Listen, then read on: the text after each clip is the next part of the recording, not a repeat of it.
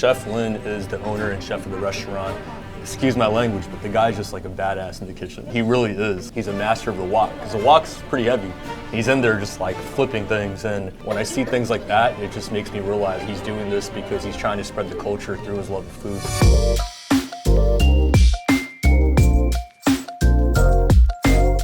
Where can you find the best Taiwanese food in New York City? Main Street Imperial Taiwanese Gourmet makes some of the best Taiwanese food in New York City. Can you take us there? Yo, absolutely, let's go. What's up everyone, my name is Justin, aka Hungry Artist NY. We're at one of my favorite Taiwanese restaurants in the city. I'm actually Taiwanese, so I'm pretty biased, but I love Taiwanese food. When you walk into a Taiwanese restaurant, what are some signs that let you know the food is going to be amazing?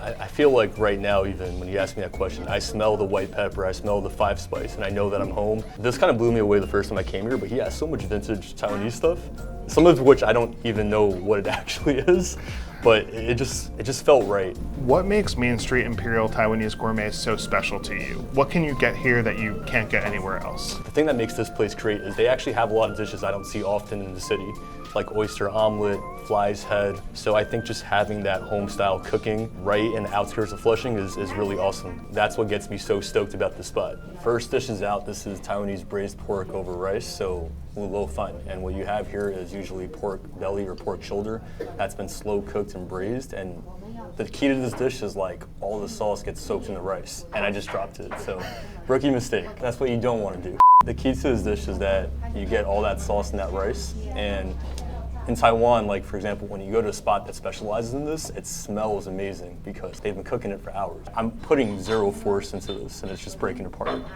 This is one of my comfort meals for sure. Dude, it's so good. And I'm really hungry, so this is amazing right now. I would say it's very savory, and the one thing that usually goes into this is for sure 5 spice. You get like the taste of like cloves, star anise, almost like floral notes, but it's savory. And whenever I taste this exact flavor, I think of home. I think of like when my mom makes it, because she also makes her version of it. And everybody's version is like a little different, but like this is just like hitting the spot right now. Amazing, we have another dish for you. Oh, great.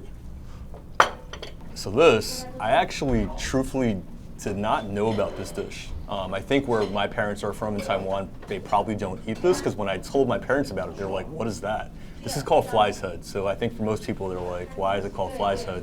It's called that because of the fermented black beans that you get that resemble, I think, fly's head, but trust me, it's way more appetizing. And you have minced pork that's been essentially flash fried in the wok, and you get the chilies, so that really gives things a punch. And the first time I had this, I was like, yo, this is crazy. For anybody that likes chives and likes that sharpness and flavor, this pops right away. I mean, the table next to us ordered it. Like, that's how you know it's good.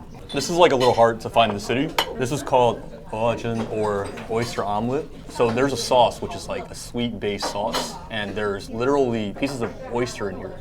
So it's a savory omelet, and it's a traditional street food you would find in Taiwanese night markets. In Taiwanese food, there's a term called QQ. It's like that mochi type texture. It's almost bouncy.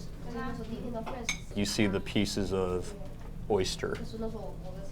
This is a dish that like my dad still talks about. You know how they are. They're like, they don't make it like they used to and everything with inflation, but here I think they're pretty generous. I mean, the oyster's pretty big. Cheers. Dude, it's phenomenal. What's amazing is that it's soft on the inside and like bouncy, but the outside is like actually really crispy. It will just change your life, in my opinion. It's hard to make, the technique's very difficult. You have to really know what you're doing, and Chef Lin like definitely knows what he's doing. Excuse my language, but the guy's just like a badass in the kitchen. He really is. He's a master of the wok, because the wok's pretty heavy. He's in there just like flipping things, and when I see things like that, it just makes me realize he's doing this because he's trying to spread the culture through his love of food. This is an iconic Taiwanese dish I think everybody should try. It's called 3-cup chicken. So the 3 cups, sesame oil, cooking wine, and soy sauce. People do different iterations of the ratio, but that's what really builds the foundation of this dish. You can tell it's like drumsticks, but they're cleaving it off, which is why it looks like this with the bone. This is a dish that like my mom also makes at home, and if you talk to any Taiwanese person, they like know 3-cup chicken. All right, salud. Wow, that's really good. The meat has been cooking in sauce, like the sesame oil, the soy sauce, the cooking wine. The cooking wine gives it a slight sweetness. The soy sauce has that umami, savory flavor, and the sesame oil kind of balances everything out. You know, you'd be hard pressed to find better iteration of that in the city. This dish I actually did not realize they had. So in Taiwan, when you take the train, they have like train bento boxes or 铁路便当. So this is their iteration of it, and this one's honestly a lot more packed than I think you would see in Taiwan. They have like little bits of sausage and egg. I'm not totally sure what this is, to be honest, but we'll find out in just a second. Oh, it's fried fish. That's very good. But usually in Taiwan, you get this meal as you take the high-speed rail, and my mom talks about this all the time because when she was a little girl, like she would get so excited because she's going somewhere, and the highlight is the food. And this is awesome. Like I didn't know they had this, and if you want a little bit of everything, I recommend trying their Taiwanese train bento box. All right, Justin, before we let you get out of here, will you bless us with a drawing of one of the dishes you Damn, made you today? iced me. Yeah, sure, I got you. I think I'm gonna try to draw this one. I don't know how detailed I could get, but we will find out. You know, I've seen people draw on napkins, and some people are really good.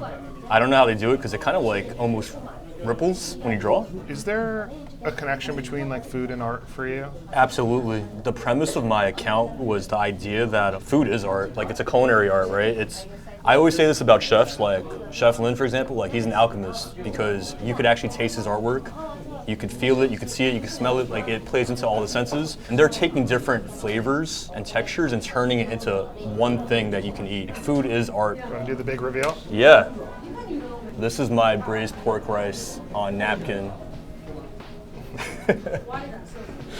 I tried my best. It's kind of hard, like it has brown and yellow on the dish.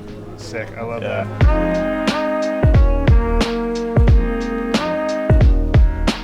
All right, guys, that's a wrap. Thanks so much for eating with us. Again, I'm Hungry Artist NY on Instagram, TikTok, and hopefully soon YouTube. And definitely come check out Main Street Imperial Taiwanese Gourmet. It's an amazing restaurant. And shout out to Rec Team. This was amazing. We appreciate the shout out. Thank you so much. Of course. Clap it up on myself. That was great.